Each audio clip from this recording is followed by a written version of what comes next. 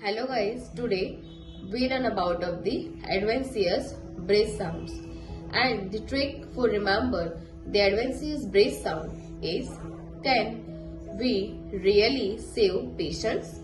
Can C for the crackles.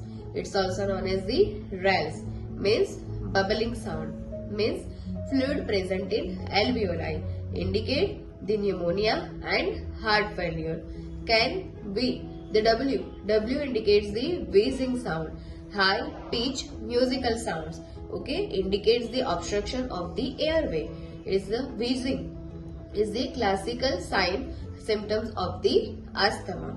Can we really, R for the bronchi, means low pitch snoring sound is the present, where it will be situated. So when the secretion is present and clear with the coughing, or indicates the severe bronchitis, severe chronic bronchitis, and COPD, chronic obstructive pulmonary disease.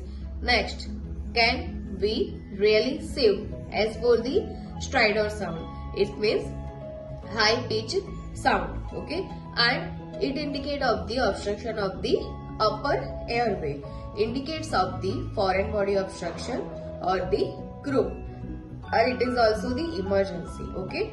Next one, can we really save patients?